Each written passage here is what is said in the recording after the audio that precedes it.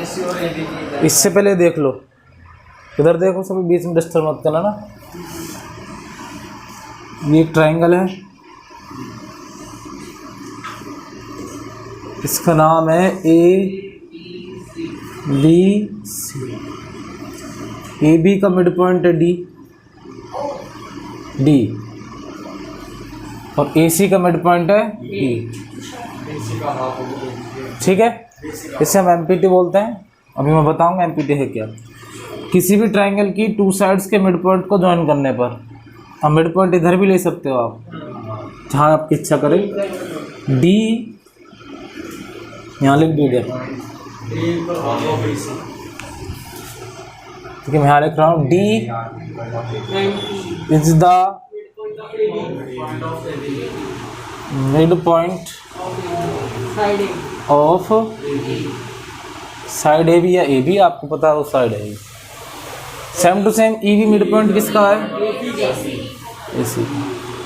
जब भी मिड पॉइंटों को हम ज्वाइन करते हैं उसमें दो कंक्लूजन निकल के आते हैं अपने पास कि DE पैरेलल होता है BC के और DE हाफ होता है किसके? BC। ये दोनों चीज़ें हमें आनी चाहिए इसमें। और ये है थ्योरम अपनी 9th क्लास की। किसकी है? 9th क्लास में पढ़ी होगी, जिसको मैंने पढ़ाई है। प्रूव करना है अपन को ये DE पैरेलल BC और DE इक्वल 1.2 BC। एक बार मैं सभी को फिर रिपीट कर रहा हूँ कि है क्या चीज़ ये। जब भी ट्रायंगल की टू साइड्स के मिड पॉइंट मतलब मध्य बिंदु, अगर ये टोटल अपने पास मान लीजिए 20 है तो इधर ये 10 होगी, इधर ये भी कितनी होगी? 10 ये और 10 ये। इसका बिल्कुल मिड पॉइंट क्या होगा? D। अब उधर ही बताइए क्या 20 होगी हो? कोई ज़रूरी नहीं है, उधर 22 हो सकती है या कुछ भी हो सकती है, 11 और 11। हाँ, बट ये फिक्स है कि इधर कौन सा पॉइंट होगा? Mid point. टू साइड्स के मिड पॉइंट को मिलाते हैं तो ये जो अपनी लाइन होती है, जो यहाँ से मिड पॉइंट को ज्वाइन करने पर निकल के आती है, जो लाइन सेगमेंट या लाइन जो भी कुछ है, ये पैरेलल होती है किसके? बेस के। बेस के पैरेलल होती है किसके? बेस के या थर्ड साइड के पैरेलल होती है और इसी की हाफ होती है। इसी की क्या होती है? हाफ। इसमें एक छोटा सा हमको कंस्ट्रक्शन करना पड़ेगा, वो देख लो। कंस्ट्रक्शन ये करना पड़ेगा कि इस AB के या DB के किसके मान लेना, इसके पैरेलल हमको इधर एक लाइन ड्रॉ करनी पड़ेगी। कहाँ से? C से। कहाँ से? C से। और DE को हम प्रोड्यूस करेंगे। प्रोड्यूस मतलब बढ़ाना, इसको हम आगे प्रोड्यूस करेंगे। ये दोनों कहाँ एक दूसरे को इंटरसेक्ट करेंगे? पॉइंट F पर। ABCDF। आप ये नाम कुछ भी दे सकते हो, F कुछ भी XYZ जो आपकी इच्छा हो। फिर से रिपीट कर दो। वाई कंस्ट्रक्शन अपन ने क्या किया यहाँ पर? C से ऊपर एक लाइन ड्रॉ की अपन ने, किसके पैरेलल? AB के पैरेलल। इसे मैं यहाँ लिखूंगा किसमें? By construction CF parallel AB। CF parallel AB। अगर ये इसके पैरेलल है तो DB के पैरेलल भी होगी। इसी को आप लिख सकते हो CF पैरेलल DB। ठीक है, इतने छोटे छोटे बात जानते हो? जैसे कोई ये लाइन है, इसके पैरेलल में एक लाइन खींचूं यहाँ पर, ये कंप्लीट लाइन का नाम है AB, इसका नाम है CF। ठीक है, ये इसके पैरेलल है, ये क्या है? इसके पैरेलल। अब बीच में एक पॉइंट ले लेता हूँ मैं यहाँ पर D। क्या AD के पैरेलल भी नहीं होगी ये? अगर ये इसके पैरेलल है तो AD के पैरेलल भी होगी। वही बात मैं यहाँ बोल रहा हूँ कि अगर ये हमने AB के पैरेलल ड्रॉ की है तो ये BD के भी पैरेलल होगी। क्लियर है? बस इतना सा कंस्ट्रक्शन तो अपन को करना ही है और हमने किया भी था 9th क्लास में। हालांकि तुम्हें है नहीं 10th में, पर क्वेश्चन में ज़रूरत पड़ेगी इसलिए बता रहा हूँ उसको, इसके बिना होगा नहीं वो। ये हो गया। अब देखो इन दोनों ट्रायंगल का करेंगे हम, इन दोनों ट्रायंगल को कॉन्ग्रुएंट प्रूव करेंगे फ्रॉम ट्रायंगल ADE। ADE इसका नाम बताओ। देखिए ये इसके आएगी, उसके बाद ये इसके हो जाएगी, तो यहाँ से नाम आएगा अब जो भी आप बोलो बोल लो, कोई दिक्कत नहीं है। एफ सी ई, बाद में नाम तो उसको सही करना पड़ेगा ये। नहीं, अब बीच में मत बोला, मैं जिससे पूछूं सिर्फ वही बोला। बहुत आसान बात है, बहुत कोई बड़ी बात इसमें है नहीं। सबसे पहले बताएगा मुझे अमर सिंह, चाहे कहीं भी जाकर बैठ जाना, पूछूंगा फिर भी मैं। तुम्हें बता सबसे पहले कौन सी दो चीज़ें आपको इक्वल दिखाई दे रही हैं?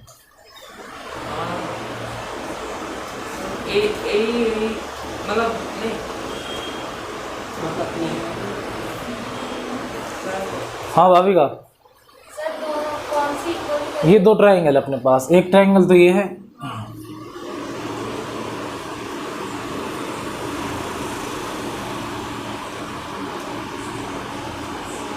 और एक ट्रायंगल वो दिख ही रहा तुमको भाई,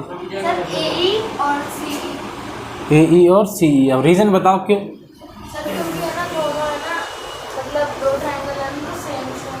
नहीं, रीजन सही नहीं बता रही। हाँ, ए डी और एफ सी क्यों? दिखने से नहीं चलता है काम, या लिखना पड़ता है क्यों? तो पैरेलल है, तो ये दोनों लाइन पैरेलल हैं, क्या ये आपस में इक्वल है? हालांकि इक्वल है वो, लेकिन रीजन क्या आपके पास? दो लाइन जो आपस में पैरेलल होती हैं, क्या वो आपस में इक्वल होती हैं? ये तो नहीं। हाँ, अगर पैरेललोग्राम है तो इक्वल होती है। अभी तो ऐसा कुछ हमने प्रूफ किया ही नहीं।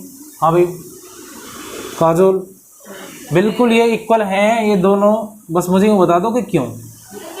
तुम अभी रुको यार, तुम सब्र करो। हाँ हाँ, बहुत अच्छे। अगर ई मिड पॉइंट है इस कंप्लीट लाइन का, तो ये हाफ मैंने अभी थोड़ी देर पहले बताया था आपको, तो ए ई इक्वल ई सी। क्यों नहीं आया समझ? अगर ये बात तुम्हें समझ नहीं आई तो तुम्हारा ध्यान नहीं है। थोड़ी देर पहले मैंने माथा पच्ची की, इधर भी लिख रखा, ये 10 है और ये भी 10 है। क्या ए डी और डी भी आपस में इक्वल नहीं है? ऐसे मैंने यहाँ इसको 22 लिखा था थोड़ी देर पहले, इसको 11 बताया था और इसको भी 11। ई इस कंप्लीट लाइन का मिड पॉइंट है। उस लाइन का नाम क्या है? ए सी, और बीच में क्या है? ई। अगर ये मिड पॉइंट है तो ये वाली इसके इक्वल होगी या नहीं होगी? बस इतनी सीधी बात है। ये ट्रायंगल अलग है, ये ट्रायंगल अलग है, दोनों अलग अलग ट्रायंगल है वो, तो ए ई इक्वल किसके हो जाएगा? ई सी के। ठीक है? हाँ,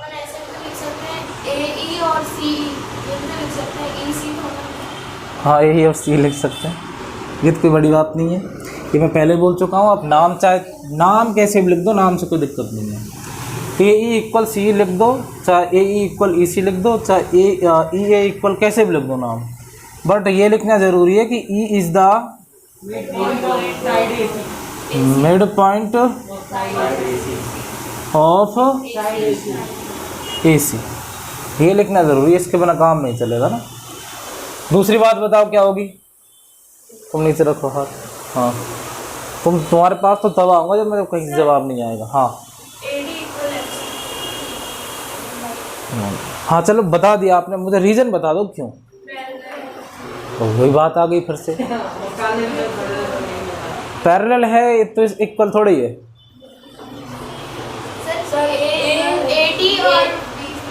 चलो अब मैं आप बता दूं, यहाँ आप साइड नहीं मिलेगी, आप एंगल मिलेगा। बताओ।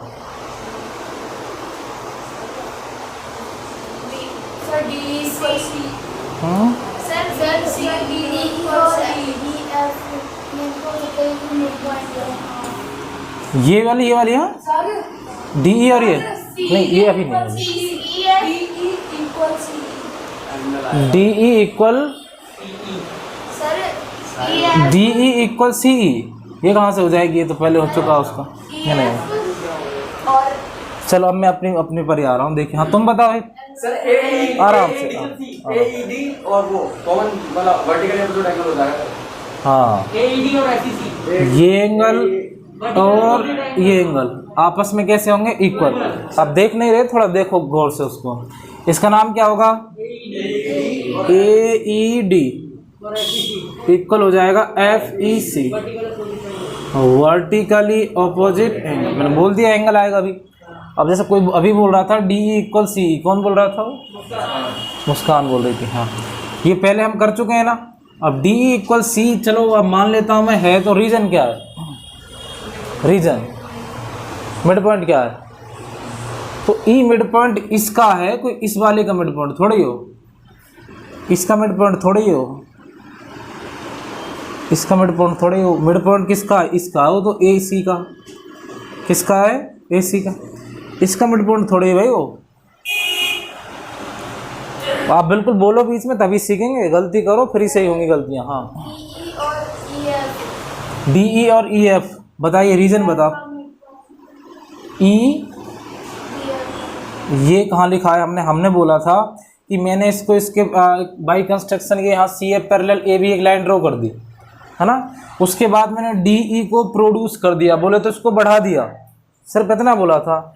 इसमें ये बात तो मैंने बोली नहीं कि ये इनके बिल्कुल मिड पॉइंट है, हालांकि मिड पॉइंट ही है, आना तो मिड पॉइंट ही। लेकिन जब तक हमारे पास रीजन नहीं है तब तक हम उसको लिख ही नहीं सकते हैं, रीजन चाहिए। अब फिर से एक एंगल आएगा, वो एंगल बताओ। अरे बेटा तुम तो कतई होशियार हो गए भाई, बिल्कुल सही बोल रहे हैं। Angle A equal angle C, interior alternate angle. ये दोनों लाइनें कैसी हैं? पैरेलल। देखो Z बन रहा है, यहाँ पर दिख रहा होगा आपको। ऐसे बताते ना आपको नॉर्मली, जब कोई भी दो लाइनें पैरेलल होती हैं, अगर एक ट्रांसवर्सल लाइन उसको इस तरीके से काटती है जैसे यहाँ से आ रही है, तो ये वाला एंगल इसके इक्वल होगा। इसे बोलते हैं अपन इंटीरियर ऑल्टरनेट एंगल। ठीक है, तो लिखो इसको। आप बताओ नाम क्या हो जाएगा? DAE, एंगल DAE और ECF। अभी एक, हाँ बिल्कुल ये भी होगा। देखिए ये एंगल भी इसके इक्वल होगा। अब पूछो ये क्यों होगा? वही सेम टू सेम, ये दोनों लाइनें पैरेलल हैं। अब ये इधर से ट्रांसवर्सल लाइन हो जाएगी तो ये भी होगा। अब किसी के दिमाग में ये आ रहा है तो ये भी सही है, किसी के दिमाग में ये आ रहा है तो ये भी सही है। इसमें लगेगा बाई AAS, बाई AAS कराया था ना मैं तुमको। एक मैंने तुमको SAS कराया था, एक मैंने तुमको AAS कराया था, एक मैंने तुमको SSS कराया था, एक मैंने RHS कराया था तुमको। तो ट्रायंगल ADE कॉन्ग्रेंट होगा। अब नाम सही तरीके से लिखना है अपन को। देखो मैं पहले ये नाम लिखता हूँ FCE। अब चेक करो क्या AD = FC है? देखो यहाँ तो AD और FC की तब तक कोई बात ही नहीं आई। यहाँ पर क्या दिखाई दे रहा है तुमको? AE = EC। चेक करो, AE = EC है क्या? यहाँ इसका मतलब गलत है। या तो E आगे आएगा, ये C, या तो C आगे आएगा और F इसके बीच में आएगा। अब देखो AE = CE, सही आ रहा है? सही है। Angle E = angle E, angle E = angle E, बीच वाला ही होता है एंगल। और angle A = angle C, angle A = angle C, मतलब बिल्कुल सही है। अब यहाँ से हम क्या क्या लिख सकते हैं? देखो AD = CF, AD = CF। देखो AD कहाँ है? ये रहा, AD = CF। अब निकल के आएगा वो। इसमें हम आगे क्या लिखेंगे? By CPCT। और देखो अब इसमें DE = FE। अब देखो तुम्हारा भी आ गया सूटी, DE = FE। हमारे लिए ये यूजफुल है अभी थोड़ी देर बाद, है ना। ये सभी कैसे आए अपने? By CPCT। हो गया। प्रूफ क्या करना हमको? अब तक जो प्रूफ करना वो तो हुआ ही नहीं। अब वहाँ पर आते हैं हम।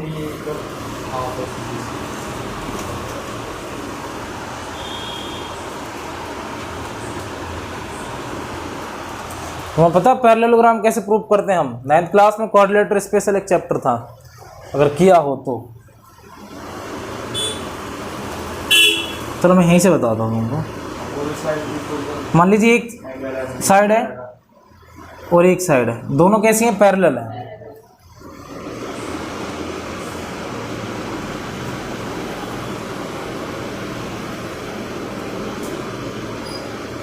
ये भी 5 है और ये भी 5 है, ठीक है।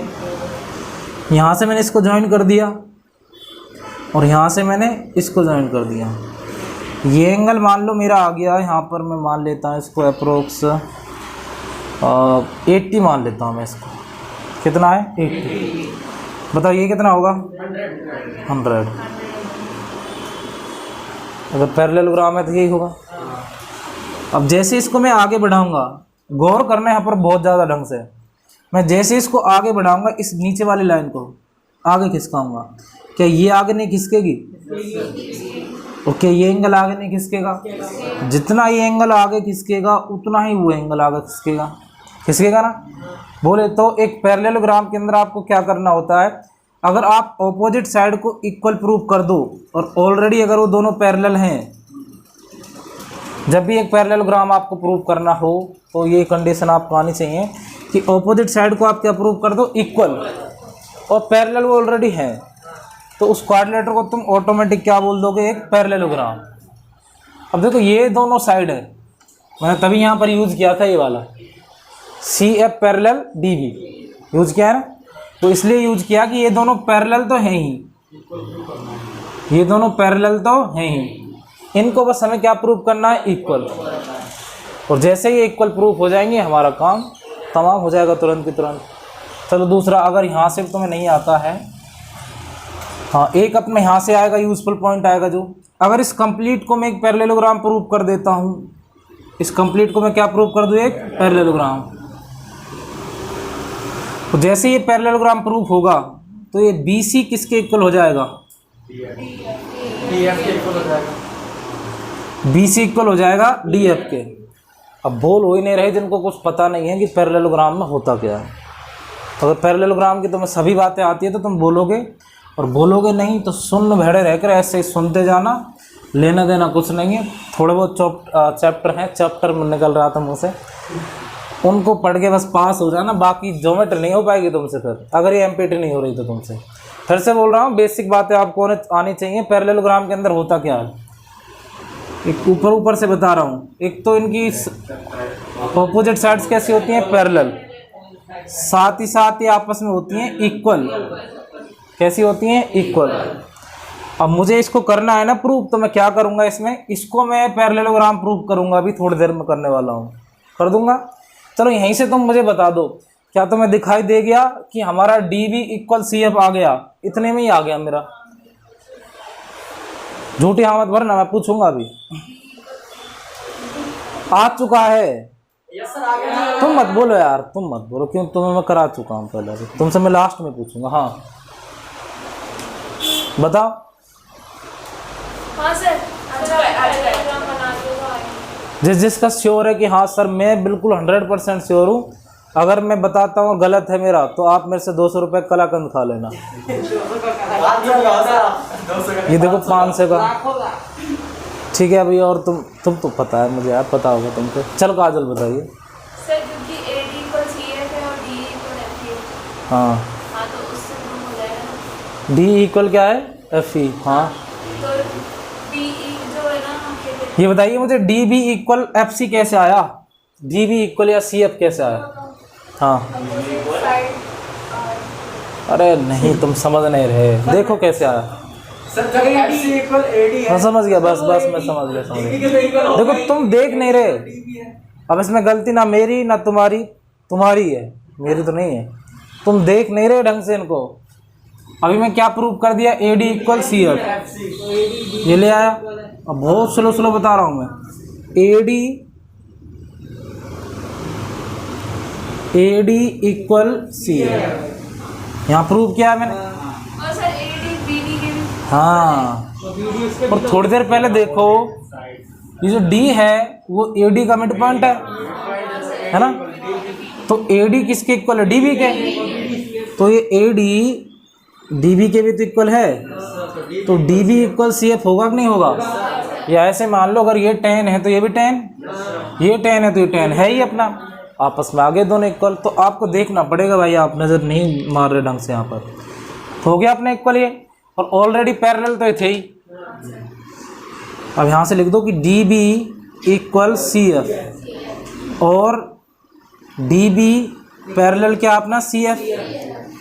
जब भी किसी क्वाड्रिलेटर की ऑपोजिट साइड पैरेलल हो और इक्वल हो, तुरंत यहाँ पर लिख दीजिए कि वो क्वाड्रिलेटर क्या हो जाएगा, पैरेललोग्राम। यहाँ पर लिख दो D B C F. So D B C F is a parallelogram. और पैरेललोग्राम हो गया। अब पैरेललोग्राम हो गया तो हम क्या क्या लिख सकते हैं यहाँ पर। सो बी सी इक्वल क्या हो जाएगा, D F. B C equal, या फिर ऐसे लिख दूँ मैं कि D F equal B C. हो गया। देखो एक चीज़ तो अपनी आ गई यहाँ पर, डी ई पैरेलल अभी नहीं है, रुको वेट करो। D F equal B C हो गया। साथ के साथ हम क्या लिख सकते हैं, ये वाली साइड इसके पैरेलल भी होगी। पैरेललोग्राम में होता क्या है, ऑपोजिट साइड इक्वल और पैरेलल। अब मैं यहाँ ये भी लिख सकता हूँ, और D F parallel B C. अगर D F parallel B C है तो डी ई के पैरेलल बी सी होगी, चाहे वो बीच में कहीं पॉइंट आ जाए, वो लाइन उसके पैरेलल ही होती है। आप यहाँ पर ये भी लिख सकते हो कि डी ई पैरेलल, तो ये पॉइंट तक नहीं आ गया। आगे एक पॉइंट, तीसरा ये वाला पॉइंट कैसे आएगा समझो। डी एफ देखिए किस किस से मिलकर बना है डी एफ। मैं तुमको बता दूं, जो डी ई पॉइंट है अपना वो बना है D E plus E F. D E plus E F equal B C. यही है। हमें ज़रूरत किसकी है, सिर्फ और सिर्फ डी ई की। कल परसों से मैं वही कर रहा हूँ जो आज करूँगा। अगर मुझे डी ई की ज़रूरत है तो मैं ई एफ को भगाऊँ यहाँ से। तो देखिए डी ई किसके इक्वल है, या एफ ही लिखो चाहे इसको तुम ई एफ लिखो, एक ही बात है। एफ या ई एफ एक ही बात है। तो इस ई एफ की जगह तुम यहाँ से क्या लिख सकते हो, डी ई लिख सकते हो। तो यहाँ लिखिए आप D E plus D E equal B सी।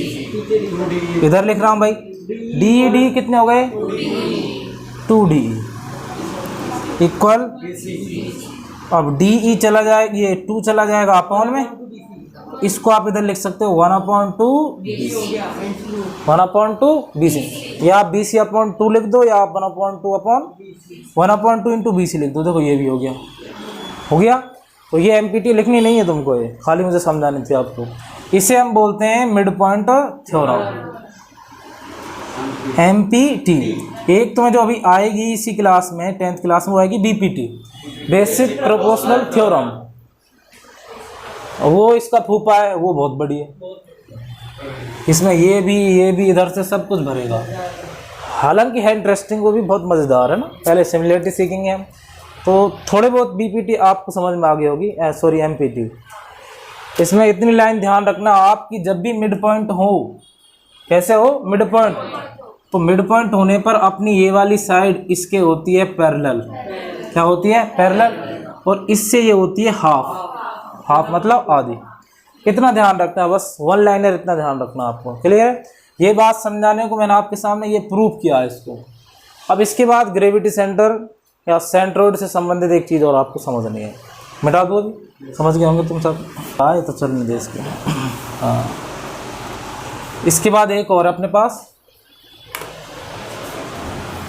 वो है ग्रेविटी सेंटर से संबंधित। टाइम बताते रहना मेरे को। 44 होगी क्या। इसको समझ के जरूर तुम्हें थोड़ा बहुत प्रेशर आ सकता है। इसमें मैं लिखूंगा नहीं ज़्यादा, सिर्फ ऊपर से समझाऊंगा, लिखूंगा टाइम लगेगा।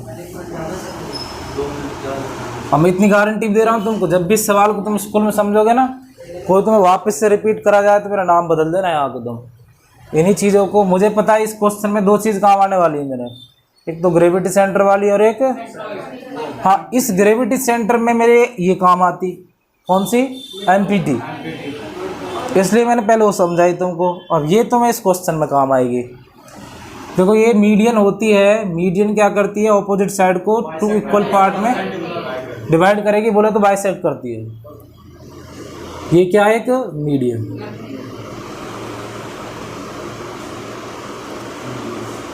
मीडियन ट्राइंगल के वर्टिस से आती है। सर मीडियन बाइसेक्ट करते हैं सर, हाँ। ABCD में बता रहा हूँ अभी, ABCDEF। देखो ये हो गया अपने पास एक ट्राइंगल, यहाँ से आई मीडियन, BC को बाइसेक्ट करेगी, क्या करेगी, बाइसेक्ट। C से गई मीडियन, इस AB को करेगी बाइसेक्ट किस पॉइंट पर, F पॉइंट पर। बाइसेक्ट मतलब 2 इक्वल पार्ट। अगर ये 10 है तो 5, ये जरूर नहीं 10 ही हो। ये अगर 15 है तो 7.5 और 7.5, ये अगर 20 है तो 10, इसके ये काम है। और जहाँ जिस पॉइंट पर जाके मतलब इंटरसेक्ट करेंगी सभी तीनों मीडियन एक दूसरे को काटेंगी, उसे बोलते हैं हम ग्रेविटी सेंटर। जी क्या बोलेंगे, ग्रेविटी सेंटर, या तुम इसको सेंट्रोइड भी बोल सकते हो। ये नाम ध्यान रखने हैं तुमको, ये तुम्हें है 10th क्लास में। ग्रेविटी सेंटर या फिर सेंट्रोइड, हिंदी में बोले तो केंद्रक और गुरुत्व केंद्र, बट हिंदी जरूरत है नहीं तुमको हिंदी की, इसलिए इस पॉइंट को मैं नाम दे रहा हूँ G। इसका नाम ग्रेविटी सेंटर, इसलिए क्या नाम दे रहा हूँ, G। ABCDEF, वैसे G आता नंबर पे तो अपना ना, ये हो गया G अपना। अब जहाँ अपने एल्टीट्यूड एक दूसरे को काटेंगे उसे ऑर्थो सेंटर बोलेंगे हम। अब एल्टीट्यूड जानते हो, जानना पड़ेगा, धीरे धीरे सबको जानना पड़ेगा आपको ना। हाँ सेंट्रोइड ये रहा ना, सरकम सेंटर वो होगा अपना, ये अपना एक ट्रायंगल हो गया। ट्रायंगल में क्या है कि अपन यहाँ पर एंगल बाइसेक्टर लाएंगे। अब एंगल बाइसेक्टर जहाँ पर ज्वाइन करेंगे, इससे क्या है कि इसके हम चारों तरफ एक सर्किल ड्रॉ कर सकते हैं, इसे बोलेंगे हम सरकम सेंटर। अब एक इन सेंटर भी आएगा, incentre, circumcentre, orthocentre, centroid और ग्रेविटी सेंटर, ये सब आपको आने चाहिए, नहीं तो इनके बिना अपना ज्योमेट्री नहीं चलेगा। देखो अब इसमें क्या है, इसमें ये मैं प्रूव करूंगा यहाँ पर कि जो G है ना अपना, मीडियंस जो एक ट्रायंगल के अंदर मीडियंस होती हैं वो एक दूसरे को 2:1 में डिवाइड करती हैं, 2:1 में डिवाइड करती हैं। बड़ा वाला पार्ट यानी कि जिस तरफ से वर्टिस होगा अपना, जहाँ शीर्ष होगा उस तरफ तो होगा 2, और जिस तरफ वो एंडिंग होती है उसकी साइड पे जाके वहाँ होगा 1। अब इसका मतलब क्या है, अगर मान लीजिए इसकी टोटल लेंथ AD की कितनी है, मैं ऐसे ही आपको बता दूँ 12, जो अभी आपको आगे क्वेश्चन में काम आएगी, तो 8 तो हो जाएगी ये और 4 हो जाएगी ये। अब इसका 2:1 कैसे बनेगा, देखो टोटल कितनी हो गई, 8 + 4 12। अब इन दोनों का अगर हम रेशियो निकालेंगे 8:4, तो 4 2 जा और 4 1 जा, निकल के आगे रेशियो 2:1। अब कैसे होगा इसको मैं बताता हूँ थोड़ा फास्ट। अपने जितना भी तुमने बचपन में पौष्टिक पदार्थ खाए होंगे, बॉर्नवीटा वगैरह जो भी कुछ है, उस दिमाग को लगा देना। बाय कंस्ट्रक्शन मैं इसमें करूँगा जितनी लेंथ AG की है, किसकी, AG की, ध्यान से सुनना, जितनी लेंथ किसकी है, AG की, उतना ही मैं इसको आगे एक्सटेंड करूँगा या प्रोड्यूस करूँगा। क्लियर है? ऐसे मत सोचना कि मैं इसके बराबर कर रहा हूँ इसको, ये पॉइंट कौन सा अपना D, इसको मैं उतना बढ़ा रहा हूँ जितना AG है, उतना मैंने इसको बढ़ा दिया, ABCDEFG, और ये पॉइंट आ गया अपना H। क्या आ गया, H। अब मैं क्या कर रहा हूँ, B को H से ज्वाइन कर दूंगा और C को भी H से ज्वाइन कर दूंगा। कर दिया, समझ में आ गया? थोड़ा बड़ा है पर थोड़ा अजीब लग सकता है आपको, कोशिश करना।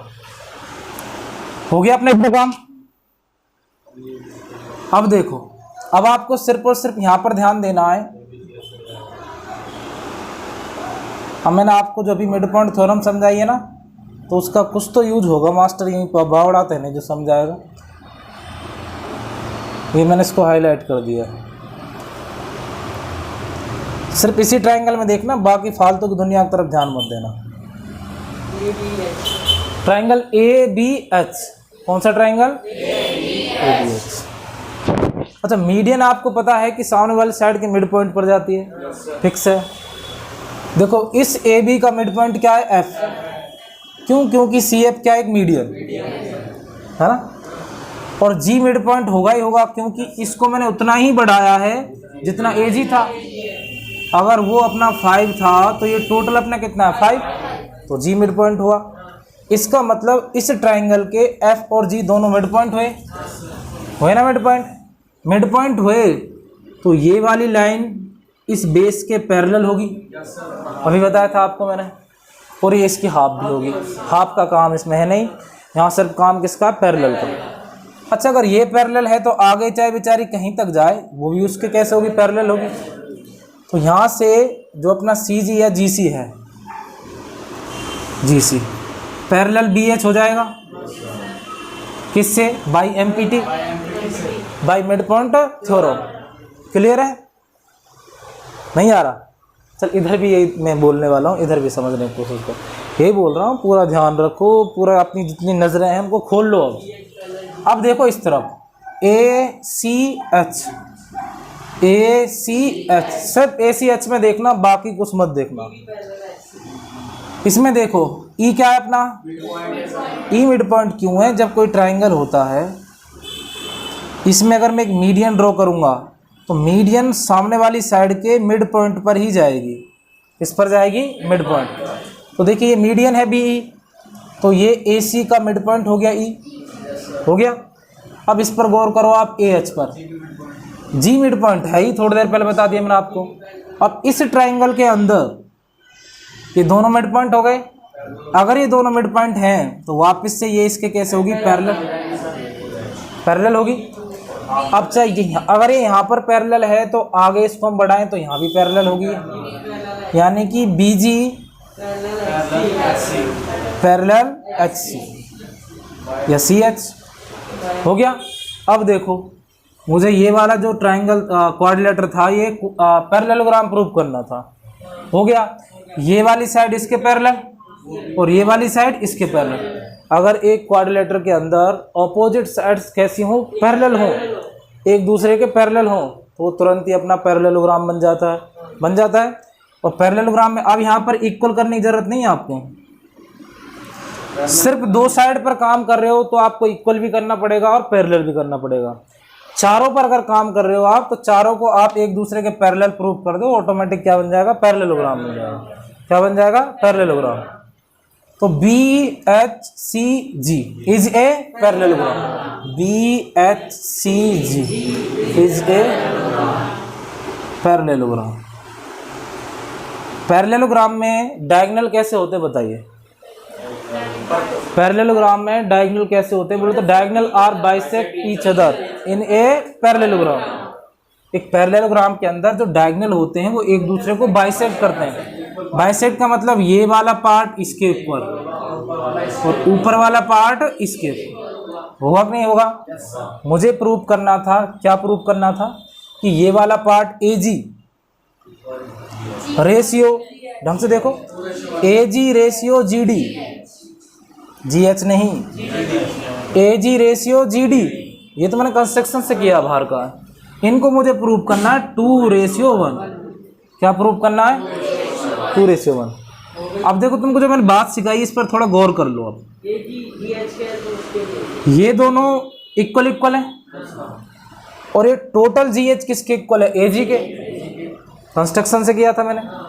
अगर मैं इसको 1 मान लूँ, अगर मैं इसको 1 मान लूँ तो ये भी क्या होगा, ये टोटल कितना होगा 2, और ये टोटल किसके इक्वल है, ऊपर वाले के इक्वल, तो ये कितना हो जाएगा 2। और अगर हम सिर्फ और सिर्फ इन दोनों की बात करें तो 2:1 आ गया। चलो दूसरा मास्टर आपने तो 1 मान लिया, इजी है ये तो, ठीक है। अब तुम्हारे हिसाब से मान रहा हूँ, इसको मैं मान लूँ 100 तो ये भी 100 होगा। टोटल कितना होगा, ये कितना होगा फिर 200। इन दोनों का रेशियो निकाले हम 200:100, तो 100 2 जा 200 और 100 बन जा 100। अब भी आ गया 2:1।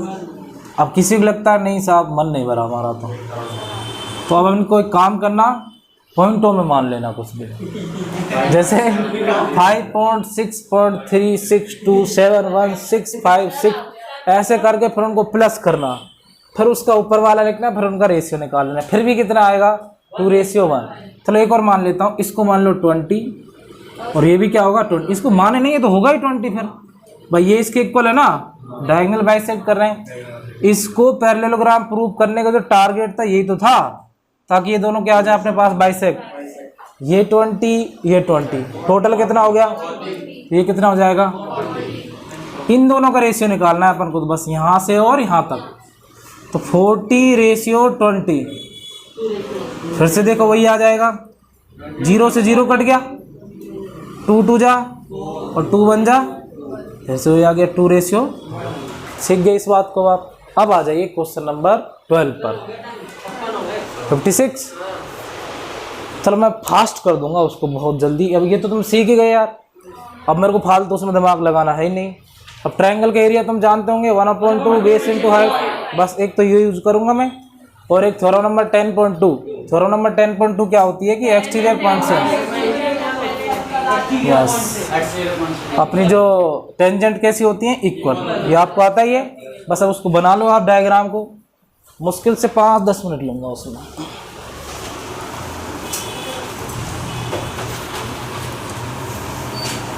इसी को अगर मैं सॉल्व करने जाऊं, देख लो यहाँ पर एक चीज़ इसमें और देख लो, जैसे 2:1 ये है ना, ऐसे ही 2:1 ये होगा, ऐसे ही 2:1 ये होगा।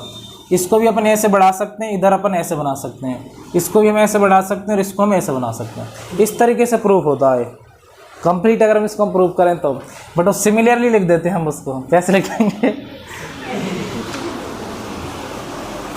अजीब लग रहा होगा, क्या हो रहा है मास्टर ये। भाई तुम्हारा कोई दोस्त नहीं है, कोविड था, बार बार वीडियो बना के मैं जोर लगा रहा था। बच्चों कोविड के पीछे आप छिप नहीं सकते, जब बाद में चीजें समझ नहीं आएंगी तो।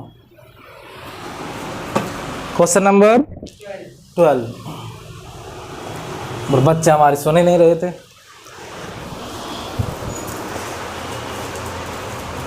ये देखिए,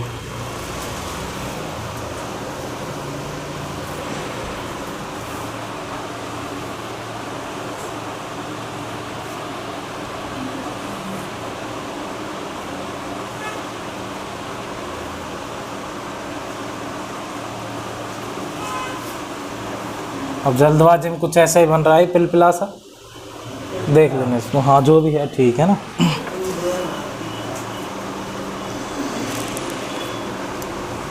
ये वाला 6,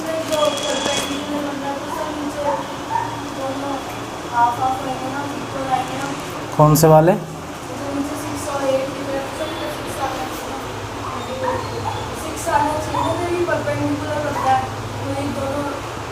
नहीं ये नहीं, ये वो तो कॉर्ड में होता है, ये टेंजेंट है। अगर इसके अंदर होती ना, ये इसके अंदर होती है तो 6 होती है, वो कॉर्ड में होता है। ये अपना ए है, मैं वो बता रहा हूँ, एक मिनट रुक जाओ। ये सी है, प्रूफ क्या करना है इसमें हमको, अच्छा ए सी और ए बी की टोटल लेंथ निकालनी है। ए सी और इन दोनों की हमको लेंथ बतानी है, लेंथ क्या होगी। हाँ जो तुम्हारा कंफ्यूजन है वो देख लो, ये एक सर्कल है, ये सेंटर है, ये इसके अंदर कोड है। अगर ये इस पर क्या होगा, परपेंडिकुलर होगा, तब ये दोनों आपस में कैसी होंगी, इक्वल। बाहर तो टेंजेंट है, टेंजेंट का इसमें कोई लेना देना नहीं है। टेंजेंट का ये होता है, जैसे ये इसका कॉन्टैक्ट पॉइंट है, यहाँ पर ये कॉन्टैक्ट पॉइंट है, यहाँ पर ये कॉन्टैक्ट पॉइंट है, ठीक है। अगर ये 6 है तो ये भी 6, ये 8 है तो ये भी 8, ये एक्सटीरियर पॉइंट हो गया, यही तो है भाई। एक्सटीरियर पॉइंट से अगर ये 6 है तो ये भी 6 बाई थ्योरम नंबर 10.2। ये अगर 8 है तो वो भी 8। आ रहा है ना तुमको। आगे उसके बारे में तुम्हें कुछ पता नहीं, नाम दे दो कुछ, मान लो ये ए है और ये भी क्या अपना ए है, या एक्स एक्स वाई वाई जो तुम मानो मान लेना, तुम्हारी मर्जी है। नाम दे दो सब पॉइंटों को, ए बी सी डी ई, और ये हो गया अपने पास एफ। इसके बाद इनको थोड़ा ज्वाइन कर दो ना, ये और ये अपन क्या करना है, ज्वाइन करना है। तुम्हें पता है कि टेंजेंट पॉइंट यानी कि टेंजेंट और रेडियस के बीच में हमेशा कितने डिग्री कौन बनेगा, ये भी हो गया। ए को भी आप इससे ज्वाइन कर देना, किससे, इसका बीच में नाम दे दो ओ। कितना काम आपको इसमें करना है, by construction join O to F E and A, ये काम करना है। खुद लिख लोगे, अब मैं थोड़ा फास्ट करा रहा हूँ, इसको समझ जाओगे तुम इसको थोड़ी देर में। हाँ एक ये भी कर दो भाई इसमें तुम, ये भी करो, इसको ज्वाइन करो इससे, और एक इसको ज्वाइन करो इससे। 3 ट्रायंगल निकालने हैं इसमें और 3 निकल के आ गए।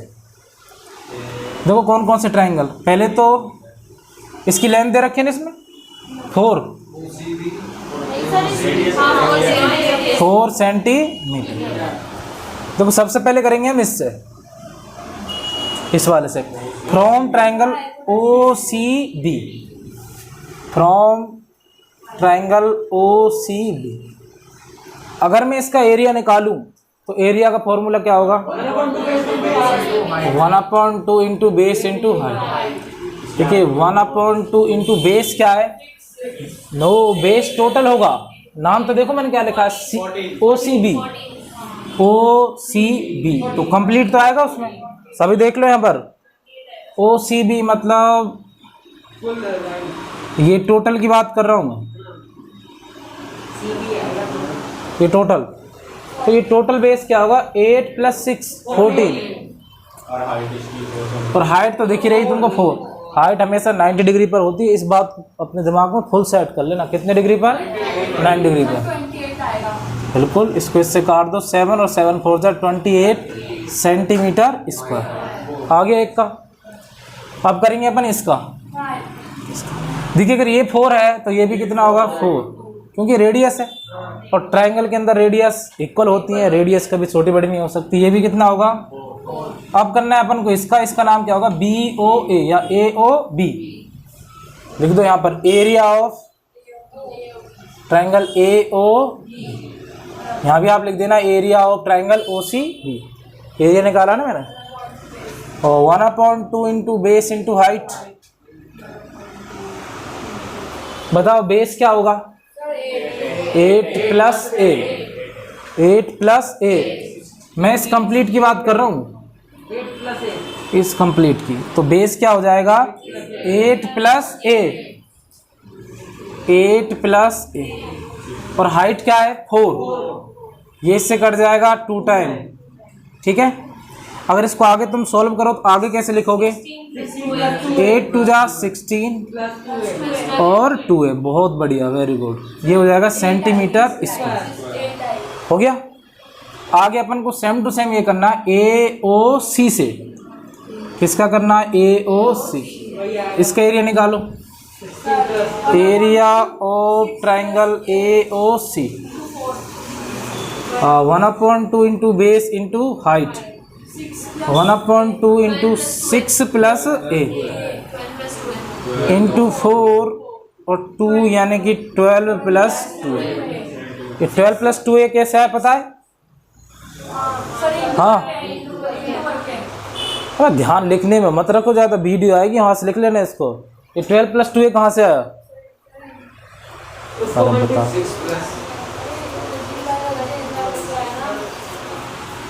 6 × 2 = अब इसमें क्या करें मास्टर पहली बात तो समझाया कि इनको समझाया? इसको समझा फिर वो छोड़ दूँ मैं पिछली वाली चीज़ें, या वन लाइनर ही समझाता जाऊँ? प्यारे बच्चों, ये 2 होगा, ये 1 होगा, ये अगर 4 है तो ये टोटल हो जाएगा 8। अभी मैं यूज़ करने वाला हूँ इसका। तुम सत्यानाश खुद का करोगे भाई, ऐसे मेरे साथ ना चल के। तीनों को निकल के आ गए अपने पास।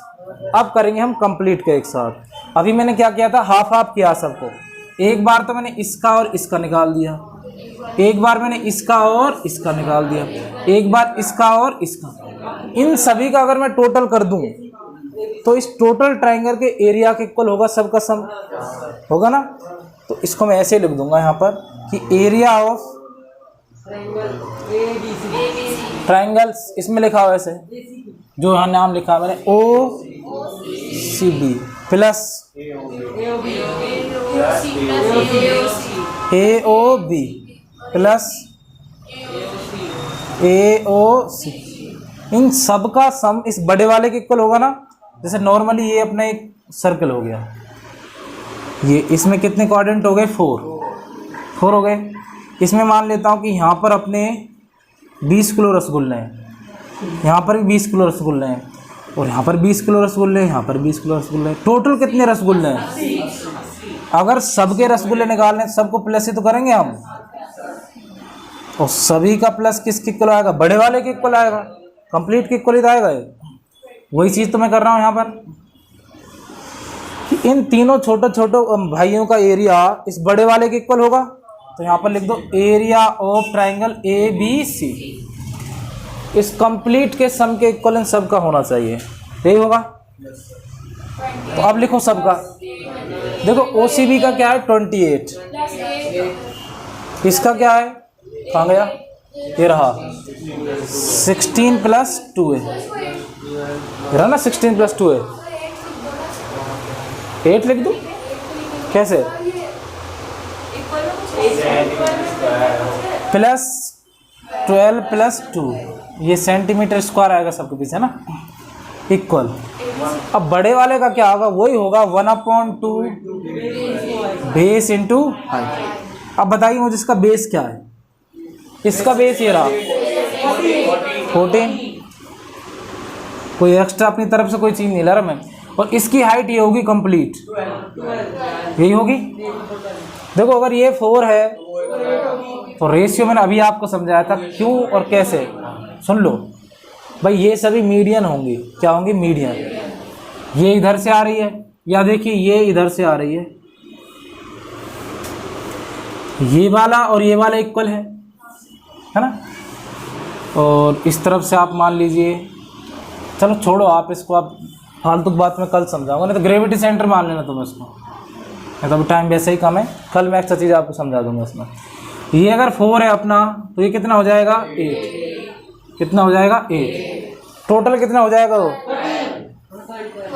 टोटल हो जाएगा 12। सब 10 रुपये क्या है आज तो। इसको इससे काट दीजिए 6 टाइम 20 को ऐड कर लो एक साथ, नंबरों को सबको ऐड कर लो 2 8 16 1 कैरी 3 4 एंड 6 और ये कितना हो जाएगा अपने पास 7। सर गलत गिन लिया आपने। क्या हो गया, अरे हाँ गलत हो गया अपन, ये 2 गलत काउंट कर गया मैं इसमें। ठीक है 2 6 8 यानी कि 16 1 1 2 और ये हो जाएगा 56 प्लस 2a और 2a 4a, इसको करो 84, 4a equal 84 minus 56, 4a equal करो माइनस, तो ये आ जाएगा, इसमें से जाएगा 14 से 8, ये 7 ये 2 28 आ रहा ना, a इक्वल 28/4 और ये इससे कट जाएगा कितना आ जाएगा 7। इसका मतलब ये भी 7 और ये भी 7, a की वैल्यू कितनी आ गई 7। अब हमको निकालना है AC और AB, AC और AB। देखो अगर मैं AC निकालूंगा, AC ये है ना AC, इस तरफ 6 है इस तरफ 7 है, तो टोटल कितना हो गया 13 सेंटीमीटर स्क्वायर आएगा। अबे बावड़े हो, स्क्वायर नहीं आएगा, स्क्वायर एरिया में आता है।